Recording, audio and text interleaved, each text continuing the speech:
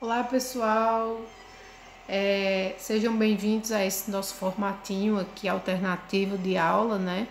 Essa semana, esporadicamente, né, devido aí a algumas situações, eu decidi gravar a aula da semana para vocês, nesse formato aqui. E espero que seja tão proveitoso quanto a aula pelo Meet, né? A benefício de gravar é que mais pessoas podem ter acesso, né? Porque como não é um encontro que seja, né, num determinado horário, as pessoas que de repente trabalham, que não tenham acesso à internet naquele momento, podem ter esse acesso depois. Isso não é tão frequente, eu não faço isso tantas vezes, porque realmente é meio trabalhoso. Você dá a aula no Google Meet e depois fazer a aula gravada. Mas essa semana, como eu não vou poder dar aula no Google Meet, que eu vou ter outro compromisso, eu estou fazendo desse formato aqui.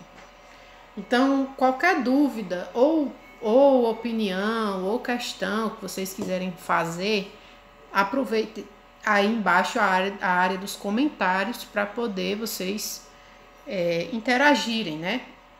Não tem essa possibilidade de abrir o áudio e falar, mas vocês podem se expressar aí nos comentários que aí eu vou respondendo depois.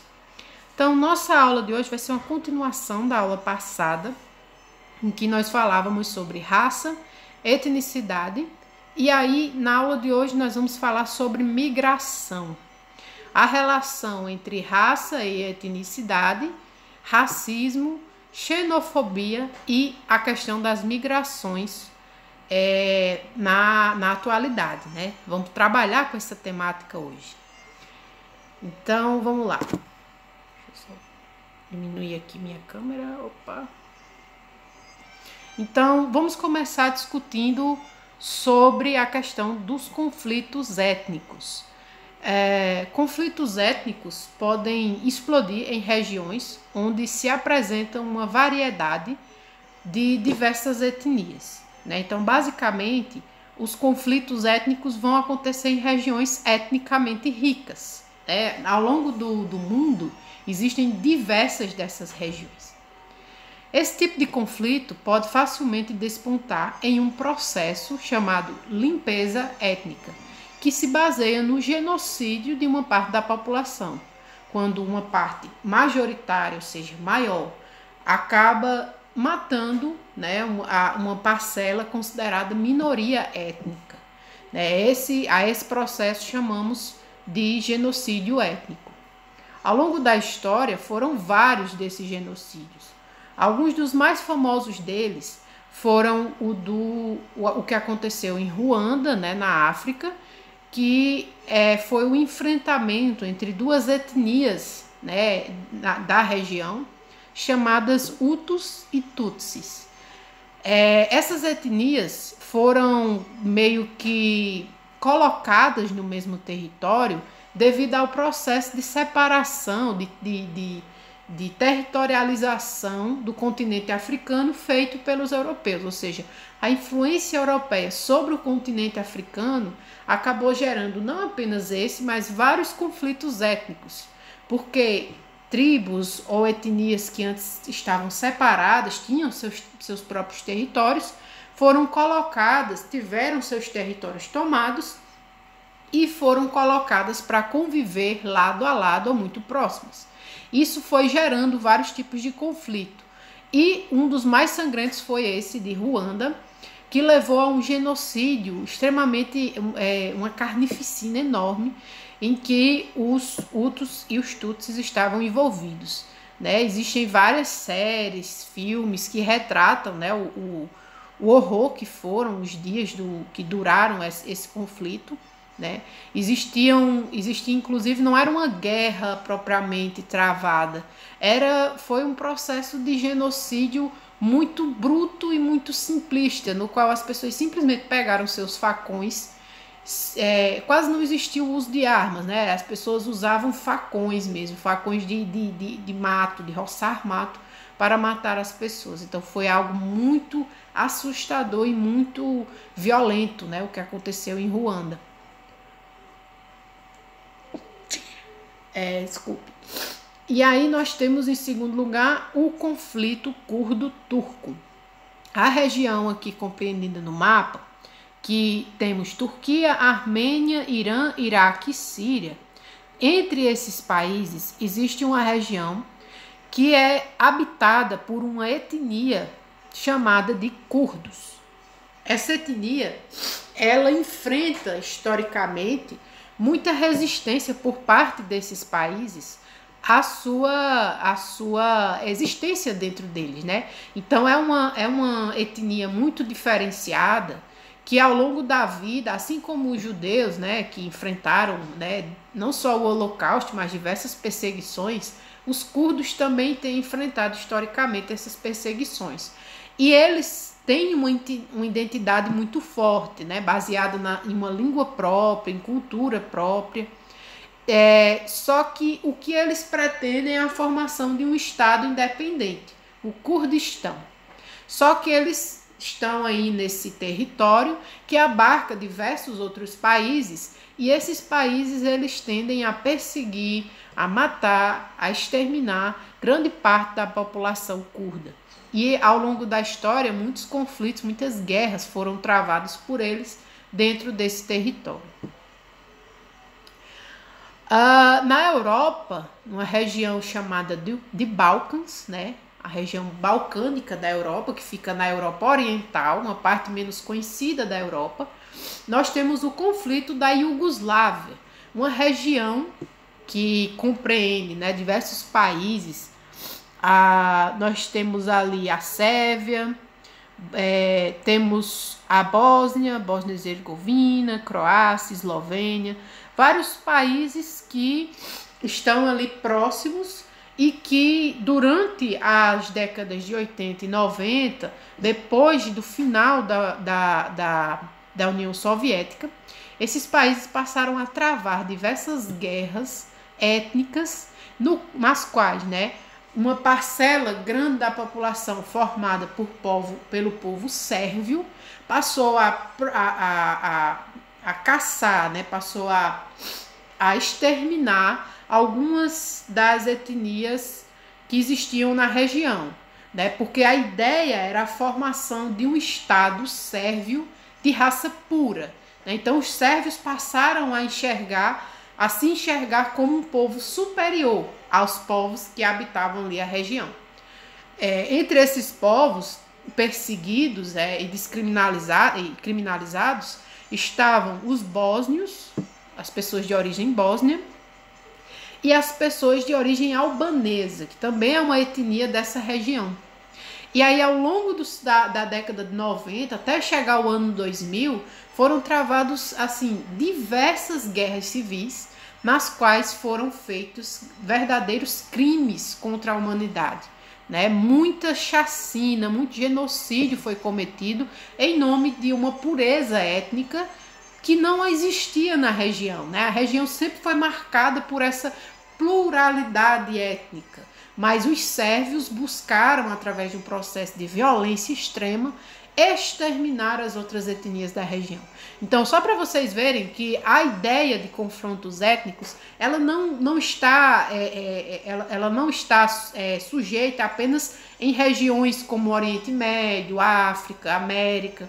Existe em todos os continentes, né? Da Ásia até a América, você vai encontrar algum tipo de confronto étnico, né? Na história, inclusive, foram muitos outros, né? A história do Brasil é uma história de confrontos étnicos, de confrontos raciais e étnicos, na verdade, né? Os indígenas no Brasil tinham uma tradição de lutas, né, entre diversas etnias. A relação entre negros e brancos eram disputas étnicas, mas isso é algo que vem da história e que até hoje está em curso. Esses confrontos, essas batalhas entre etnias diferentes e que acaba geralmente em genocídio. Aí vamos para o tema da migração global. Com os movimentos migratórios são um aspecto importante das sociedades modernas. eles podem ocorrer de duas formas: a migração, na qual as pessoas entram em um país para fixar residência, e a imigração, onde elas saem de um país em busca de outros espaços. A partir do século XX, sobretudo, depois da Segunda Guerra Mundial, o número de migrantes subiu muito. Aí nós temos aqui um mapinha com as rotas de migração, as principais rotas de migração de acordo com as épocas. A primeira delas, do século XVI ao século... Não consigo ler aqui, mas inicialmente nós temos aqui em azul a rota que sai da Europa e vai conquistar, né, as Américas, América do Sul e América do Norte. Compreende principalmente o processo de colonização das Américas. A gente às vezes não entende muito bem dessa forma, mas sim, existiram muitos europeus que chegavam, né, como colonos para viver nas Américas. Eram europeus pobres que enxergavam nessas colônias oportunidades de melhorias de vida.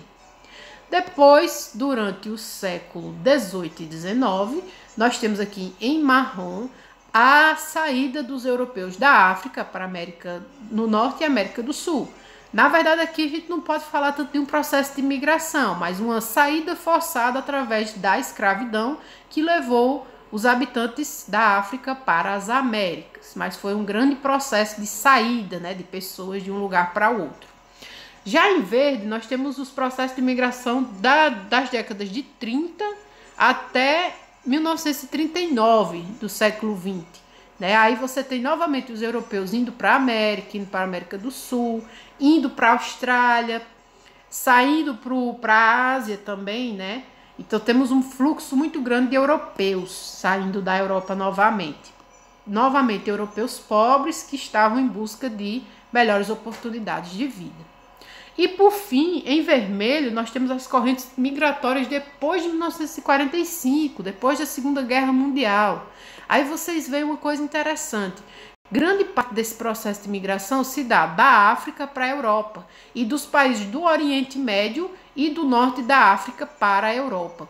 Justamente nessas regiões vão ser marcadas por grandes conflitos étnicos, né? Grandes perseguições étnicas que vão levar a guerras civis, a situações de conflito e genocídio, e vão meio que expulsar as pessoas de suas terras natais, e elas vão para a Europa em busca de melhores condições de vida e literalmente fugindo, né, de seus países natais.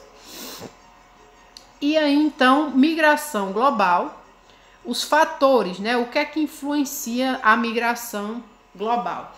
Então, seria bom destacar que os fatores de atração e retração nos processos de migração.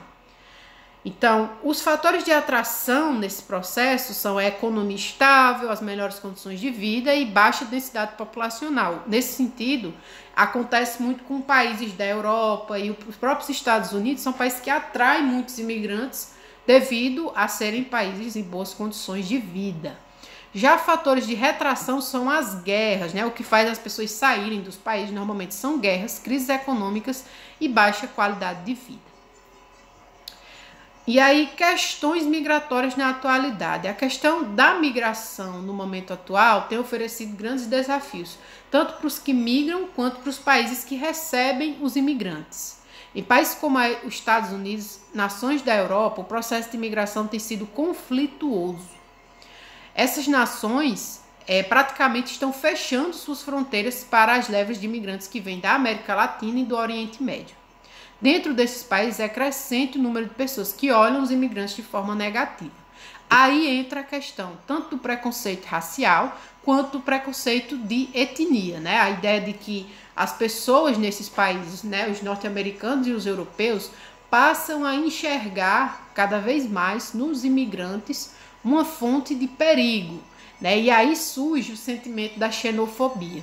A xenofobia, ela é uma mistura da aversão, né, ao diferente, a aversão a etnias diferentes, a costumes diferentes e também a pessoas de tonalidades de pele, de fenótipos diferentes.